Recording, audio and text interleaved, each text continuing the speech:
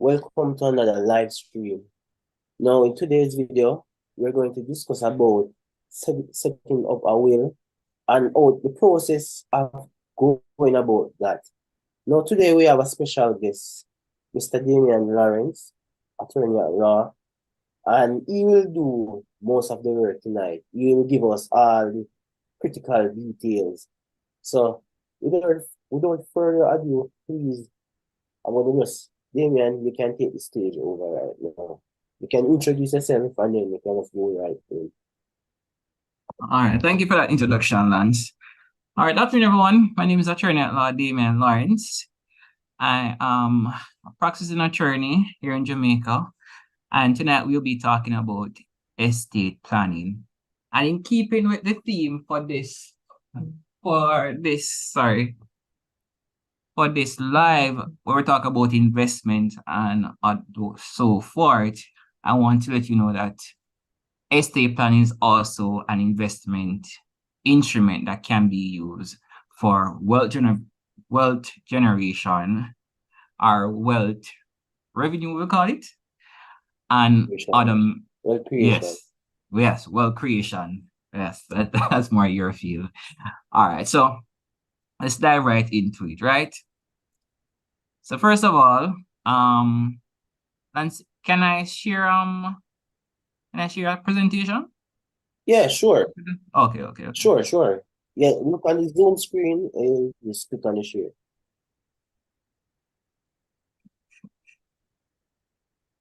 Zoom is, yeah. All right, it's been shared.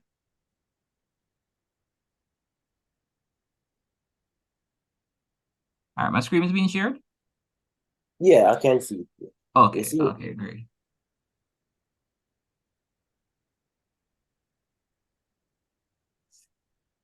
When did it start? Okay, all right, perfect. All right, so a disclaimer: this information provided in this presentation is for general information purposes only and does not constitute legal advice. What are some of the objectives that we want to achieve from this discussion, rather? Primarily being understand what estate planning entails, understand and appreciate the various features of estate planning, understand and appreciate the legal process involving estate planning, appreciate the legal significance of carrying out proper estate planning during one's lifetime, appreciate the consequences of failing to carry out effective estate planning, understand and appreciate the benefits of having a will in place. So we always hear about this term estate planning, or rather, it might be a new term that you have heard, and you want to know what exactly is estate planning in itself. So when you talk about estate planning is the process of preparing various tasks and activities in an effort to manage an individual's asset, properties in the event the person becomes either incapacitated or becomes deceased or die. So you don't have to do an estate planning activity when you're thinking about your time is coming to an end, rather.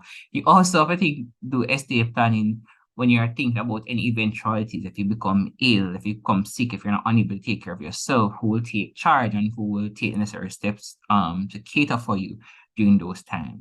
And the purpose of estate planning is to ensure that the individual loved ones' debts and funeral expenses are taken care of in the event of their death or in the event that they become incapacitated, right?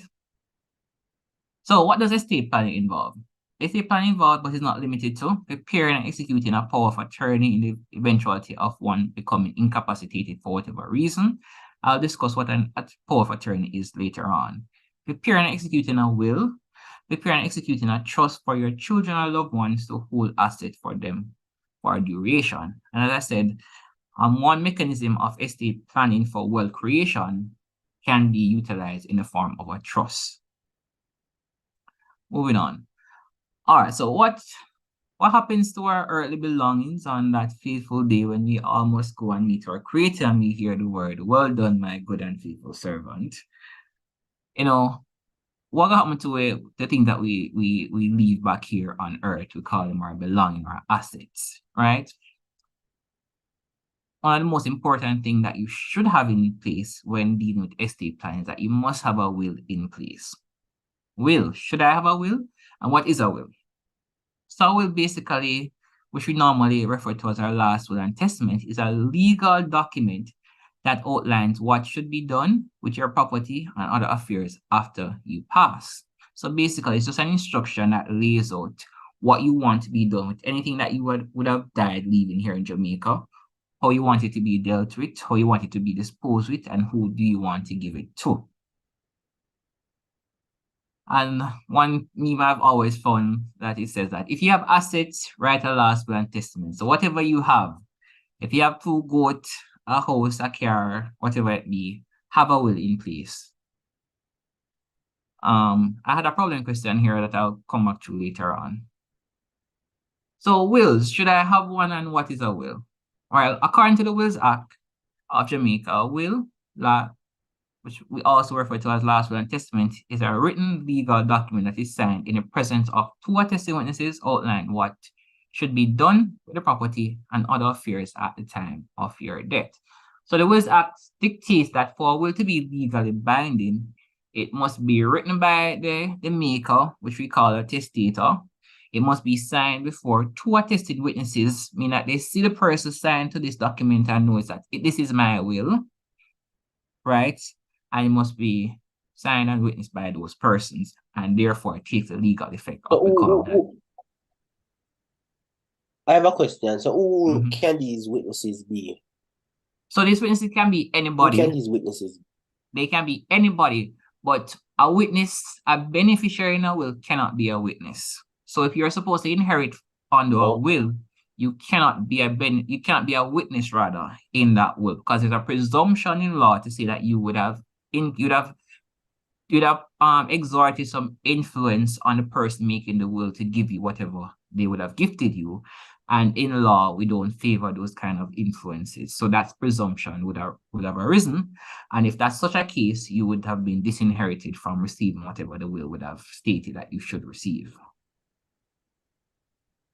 So moving along. So what are the benefits of having a will? Because of course, having a will in place does offer some benefits. And some of these benefits will be, it enables you to appoint a guardian for your minor children or adult child who has special needs.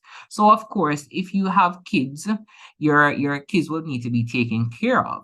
An arrangement for those children would need to be put in place. And not only that, if you have adult children with special needs and disability, you will have to put in place a guardian for those persons. So I will give you this added benefit to say that, okay, then, if in eventuality I should die, this is the person that I'm going to task with the responsibility of taking care of my child, and therefore they will now become the legal guardian for that person. So I will provide instructions and sets out funds for the care of any pets, relatives, or loved ones who you wish to provide for after your death. So if you have a cat there, if you have a dog, and you want to ensure that the dog is well taken care of, you would put the dog in your will, and you set aside some funds to say, all right, this amount of money should take care of my dog until he dies.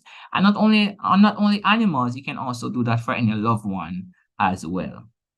You can determine who should inherit from your estate and also who should be disinherited from your estate. So again, you set the terms and conditions of how you want your assets to be distributed. But there's a certain person that you don't want to benefit on their estate, you can just exclude those persons by not mentioning them at all, right? You can leave charitable contributions and other bequest gifts by including them in your will. So if you're very involved in a church group or charity foundation, you can put in your will certain monetary donation that you want to give to those charity or those foundations or those church, right? You can describe how you want your funeral to be conducted and set aside money for your funeral expenses, which is usually the first thing that we look at when we're creating a will. How do you want to be buried? Where do you want to be buried? Or your funeral expenses should be catered to, because in the eventuality when you die, this is an expense both for you, now when I say for you, I mean your estate, and for your family, and somebody has to fit the bill. So this is something that always have to bear in mind. And this is what a will helps to provide some structure to this process, because let's just all agree, to grieve the loss of someone is a very stressful process, And to add to that, it's become very disorganized when we don't know what to do or where to go. So a will does offer some kind of organization. Having a will prevents inheritance dispute, aka quarrel over deadlift, which is a big problem in Jamaica. Whenever somebody drop out, we all, well, not all, but persons tend to come very quarrelsome over their belonging, and it tends to get very deadly in some cases. So if a will is a legal document, of course, there are certain requirements that it must satisfy. And these requirements are the will must be placed in writing. It doesn't, the will act doesn't stipulate what format of writing it should take. It just said you have to put it in writing. It have to be in black and white, as we would say, right? It must be signed and dated by the person who's making the will, which we call the testator. It must appoint 2 or more executors.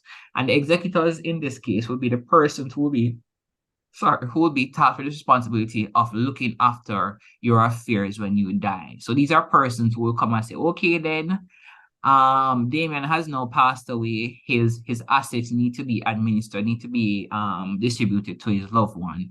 This is what we're going to do. And these persons will have certain fiduciary duties entrusted upon them by virtue of the will, in which they will have to act honestly and distribute the assets of the will in accordance with the will. And it's always advisable that you have either 2 or more persons in this case, just in case one person dies, you will still have another person to deal with the affairs of the will. The will must the will must be witnessed by 2 persons who are not named beneficiaries in the will. So the witness can be anybody, can be your aunt, your uncle, a stranger on the road, but these witnesses must have seen that you signed the will, you dated the will, and you understood that the document that you're signing was your will. And those are the 4 requirements. Regarding the executors, can they be they can be beneficiaries? Yes, the executors can be beneficiaries in a will, but a witness cannot be a beneficiary in a will. All right, so usually we have said that a will doesn't follow a particular format, but there is a standard format that you can purchase in a pharmacy that we refer to as an office copy will. It's a standard copy of a will that has a particular format that you will have to follow when you complete it. And I always recommend persons to go to the pharmacy and purchase this will, but you can also get the will from the Administrator General's website as well. And I think I have an example of what a will here looks like. So the first thing you see at the top of the document is it is called a will, because we have to know what the document is, right? But sometimes you don't see the word will on it, but based on the contents, you can derive that this is a will of a person. So here, this will has been typed up by this person, and it says, this is the last will and testament of me, Mickey Mouse of Starlane, Kingston 8 in the parish of St. Andrew, businessman. So some description of the person who's making the will is required, because you have to be able to identify the maker, their address, and their occupation. Then we go on to what we will call the revocation clause in all will. And it says, I hereby revoke all wills and testamentary disposition hereafter by me and declare this to be my last will and testament. So usually during a person's lifetime, there's no set amount of will that you can create. But however, when it becomes your final moments, you can only have one will in place. And what a revocation clause does, it revoke all previous will, because sometimes we don't normally go back and cancel the previous will that we have. We just make a new will. So a revocation clause would revoke our previous will. And where you don't have a revocation clause in a will, then that means all the documents will be read together as your final will. Or it would be the document that is last dated that will supersede all other documents.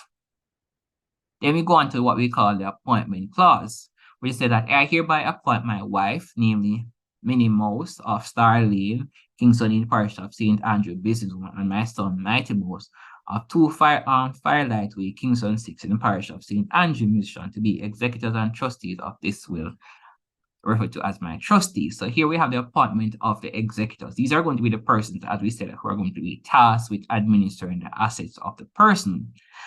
And they are placing a fiduciary duty to act honestly, to give an account of their dealings, and so forth. Then Then we go on to further declare that if at any time there shall be a sole trustee of this my will, whether originally appointed hereunder or not, trustee shall have all the powers of two trustees for the purposes of the Settlement Act and Trustees Act, including power to receive capital trust when acting alone to do so. So here is just a clause that refers to what how you deal with Settlement Act. Now we don't need to go into that particular wording at this time. All right, then we move on to say that I hereby direct as soon as possible after my decease, my trustee shall pay all my just debts, funeral expenses, tombing, and testamentary expenses. I think they say that there's two things in life that are certain. When I say debt and taxes, so these are the two things that you will have to pay even when you die. So as I said, there are going to be expenses that are going to be incurred, and somebody has to foot the bill. So here you're declaring that your executors are your trustees, which are both words are used interchangeable, but they are both the same thing in this context. They will have to pay the funeral expenses, they'll have to pay the tax expenses, they have to pay any outstanding debts that are owed, and they have to pay your testamentary expenses, which are expenses related to your burial and so forth. Usually this expense is taken from the assets of the estate itself, right? So you have to have some money left to deal with any expense that would have been incurred. And I will go into this issue when we say an estate is solvent and insolvent, which are similar term that we use in business as well. And the principle is equal applicable. And then we go into how the various assets that are left in a person's estate are distributed now. So the person has left some money in their bank account. So they say that I give and bequeath the sum of $100,000 to my trustees upon trust for my grandson, namely Porky Pig, for his own use and benefit. So here, Porky Pig is a minor, and because he's a minor, he cannot hold any form of money but in his own rights. So he has to now create a trust, and he has to appoint a trustee, which I think he has appointed the executors to be the trustees for his grandson, who will hold this $100,000 until Porky Pig becomes of legal age, and he will then hand that money over to Porky Pig. But not only hand over $100,000, they will have to also hand over $100,000 inclusive of interest, because you can't just hold $100,000 so dead like that for the past 15 years without giving a proper account. So you'd have to invest the money where it's applicable, but you'd have to be prudent when you're doing so to ensure that the person would have gotten some amount of money. Some amount of return, on the money that they would have been entitled to. I give and bequeath the sum of $10,000 for my faithful helper, namely Martha Taylor, for her own use and benefit. So the person I give her $10,000 to help her. I give and bequeath my Rolex watch to my daughter, Marcia Mouse, for her own use and benefit. So he has some personal possession here that he's given to his daughter. I give and devise my property known as apartment 144 Turkey Beach Towers in the parish of St. Anne to my son, namely Mighty Mouse, and my daughter, Marcia Mouse, as joint tenants, absolutely, on condition that the property remains in their ownership until my youngest grandchild, the age of 21 years, reaches the age of 21 years of age, So here, this is a conditional gift that we often refer to, that is given to a person. That I'm giving you this gift on the condition that you do X or you do not do X. And so it's a kind of like a restriction that is placed on the gift. And you're allowed to do that. I mean, we always hear about this term that sometimes persons try to rule from beyond the grave. That's one benefit a will can give to you. So I was going to an example. So when you say, I just a question. So you say until my grandson we may reach 21. So what you're saying basically, if so they can't resell the property at all. Not at all.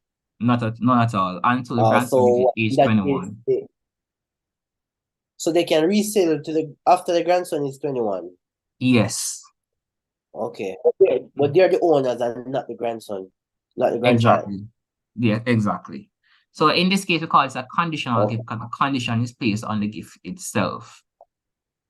Right? And it's giving a restriction that you cannot do something with the gift until this condition is satisfied. Usually I've seen this a conditional gift in terms of a life tenancy. So a life tenancy in real estate is where you're given a life interest in a property. So you say you're giving this property during your lifetime. So I'm giving you my apartment in Beverly Hills for your lifetime. So while I'm alive, I have ownership to this property. But once I die, the interest, my ownership in that property ceases to exist, and it transferred to whoever it can go to. So normally, I've seen cases where I'm giving or a person given a property for their lifetime, and when that person dies, it then goes over to another person. These kind of gifts are in circumstances of husband and wife. That when the husband dies and the wife is a surviving person, the property is gifted to the wife for her lifetime, and then when she dies, then it goes over to the children. Similarly, can be done to say that my wife shall have an interest in this property, provided that she does not remarry. That is also a condition. I haven't seen those kind of conditions in a while, but they do exist out there. I would say an example of an office copy will. This is what it looks like when you go to the pharmacy and ask for a will. It'll have the title at the top. It'll have the description or the particulars for the make or the person who will be writing their will. It say, of me, your name should go here, your address goes here, and the parish, your vacation clause, which is standard, and then your appointment of your executors goes there. And then here now comes your instructions, how you want your assets to be distributed. This clause right here we normally refer to as a residue clause. It says that because during your lifetime, if you create a will when you're well, not 16, but if you create a will when you're 25 and you live to be 100 or 80, you would have acquired additional properties or additional assets that your will that you would have made when you're 25 would not have covered. So this clause here, this residual clause, will capture all of those assets that you have acquired after writing your will. So you don't have to go back and always having to amend the will. And here we have the execution clause, where it says that the testator here will sign and date the will, and the attesting witnesses will come and fill out this information here to say that they would have seen the person sign the will, document read over to them, and they understood it to be their last will. This is really for contested probate purposes here, because often a will can be contested by the beneficiaries or by a loved one to say that this document is not the will of the deceased persons. And then the witnesses now will be called in to give evidence as to whether or not this is the true will of the deceased. So that is the purpose of this clause, this execution clause here. So, of course, you have a will in place, right? So how can you terminate a will or revoke a will, right? So a will being a legal document is always subject to revocation by the maker during his lifetime. So you can have a will today, you can terminate it tomorrow, you can tear it up tomorrow, right? So a will can be revoked in any of the following circumstances. A will can be terminated by virtue of marriage. So if you created a will and you were not married today, and you get married 5 years or 3 years on the line, the will that you'd have created 2 years prior to your marriage would automatically be revoked, because there's a presumption in law that if you get married, you'll have to make certain provisions for your wife, and the will that you would have had before your marriage would not have made such provisions, so that will automatically is revoked. Creating a second will that revokes our previous will. Again, we talk about the revocation clause that is placed in every will that revokes our previous wills, because when you die, you can only have one will. But if you don't have a revocation clause in those wills, the documents will be read together as one will. Creating a codicil or supplemental to an existing will that either revokes the will in its entirety or specific parts of the will. So oftentimes you might want to remove certain provisions of the will. You don't want to rewrite the whole entire document. You want to put in an additional page, which we call a codicil. And that codicil similarly has to be witnessed and signed by the same witnesses. And that can either revoke a will in entirely or revoke particular parts of the will. So what happens if I die without a will? And this is me, my phone also. It says, the people dropping COVID-19 restrictions, can you please add me to your last will and testament? I would really hate for your money just to go back to the government. All right, so you would have died intestate, and your property can only be distributed in accordance with the Estate Intestate Property Charges Act, right? So if you don't have a will in place, you would have died intestate. And in that intestate, there are certain rules as to who can benefit from your estate. And we say your estate would have been your properties, everything that you would have owned. they must go to somebody. They can't just lie down there, so right.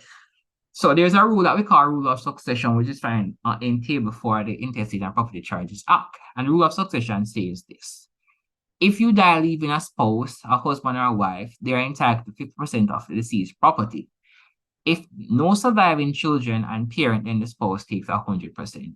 Everything. So if you don't have a child and you don't have any parents, the wife or the husband get everything. They don't share with anybody.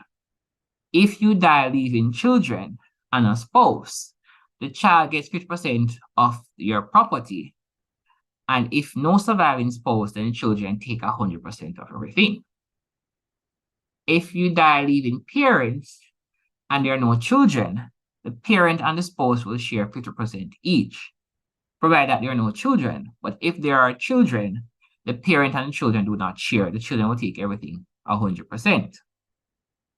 If you die and there are no spouse, there's no children, there's no parents, then the hierarchy goes down to siblings, brothers and sisters, who will then share in your estate 100% in equal share, equally. If there are no siblings, then you go on to aunts and uncles. If there are no aunts and uncles, then you go on to, I believe, cousin. I don't think it goes down to second and third cousin. I think it stopped at cousins. If there are no cousins and there are no nieces or nephews, then it goes over to the government as bona cavantia, which is a Latin term to say ownerless property. All right, so one of the things that you should ask when you're dealing with estate planning is, what should I do when dealing with debt in my family? Well, the first thing you should always do is retain a service of an attorney at law who specializes in estate planning, because this person will be able to provide you with guidance and assistance as what needs to be done, what are the steps that you need to take, and what documents you will need to start to collect or get in place. Ascertain whether the deceased left any will or documents to that effect. Ascertain the belongings of the deceased. Ascertain the liabilities of the deceased, because you would need to take care of all their financial affairs upon their death. Because, of course, the bank will come in and ask if there's a mortgage or there's any document left as to as to who will cover these bills. Hold on. Before I go here, if I go in a trust document, I touched on a principle when I said an estate can be solvent or insolvent. So usually, and this case does happen more often than not, where a person will die and they will leave a property, probably two properties or probably even one property, a house, and that is all the assets that they would have died leaving. So here lies a problem. When you die with expenses. One of the expenses could be a mortgage. One of the expenses could be a personal loan. And on top of that, you also have to pay taxes on debt, what we normally call debt taxes, but it's really taxes payable upon debt, which is charged at a rate of 2% of the value of the property. In Jamaica, we have waived debt taxes to an extent that we say if the estate together is valued over $10 million, you're charged an estate tax of 2%. I believe it's 2%, but I might need to check on that still. But if it's below a certain value, which is $10 million, you do not pay estate tax on that. So a person dies and the property that they die is valued at $30 million. That is over the required threshold for estate taxes. So that will have to be assessed for taxes. On top of that, the person dies leaving a mortgage to the bank, and the bank needs to get their money. And here lies a problem. There is no money in the person's bank account. There is no investment policy. There's no share. There's nothing at all. What are we going to do? Thereafter, we have to turn to the assets that are left in the estate to cover these debts. So often, I will say that this property that I'm leaving, being my house, should go to my wife or should go to my kids.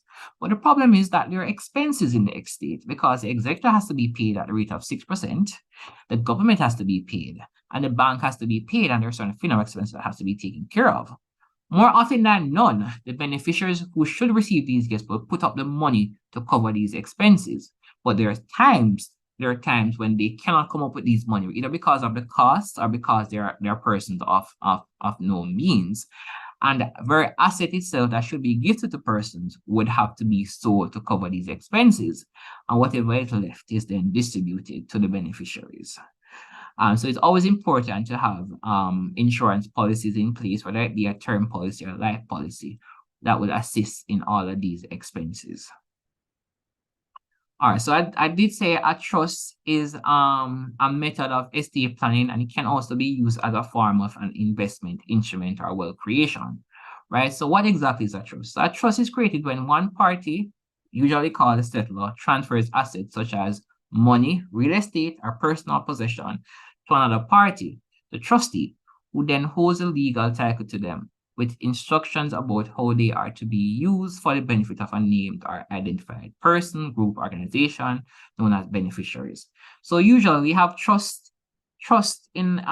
usually we have trust in the form of an institution, which I think Jamaica College operates under a trust. So that's one example of what a trust is. But typically, a trust is usually between individuals, between parents who want to make some provision for their children and do not trust that their children will be able to financially take care of themselves. So they put in place a trust fund, as we would call it, where a particular money is earmarked, and that person is responsible for the distribution of that money. So the person will determine how much the person should get and when they should get it, and they would be called the trustees of that trust.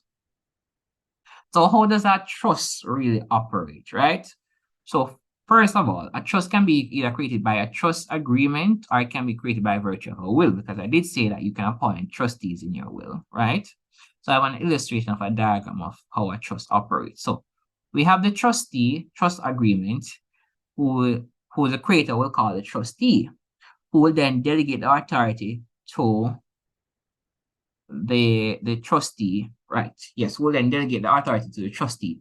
The trustee himself will have certain responsibility, both by law and by virtue of the agreement or by virtue of the will, to operate the trust fund, whether it be a trust fund, or to operate the trust property, whether it be assets or real property, in a particular way for the benefit of the persons. Right? So that person has responsibility by law to duty of care as a prudent manager, duty of loyalty, duty to segregate property, etc., and duty to administrate or dispose of property according to law, in always keeping the interest of the beneficiaries in mind, right? Is there anything? I don't think I'm leaving out anything. So yes, I said I have the trustees here. You have the settlor, who will transfer the property over to the trustees, who will then operate the property or the trust fund for the benefit of the beneficiaries. And in doing so, they will have certain responsibilities to execute. And I think that is the end of that discussion there on estate planning.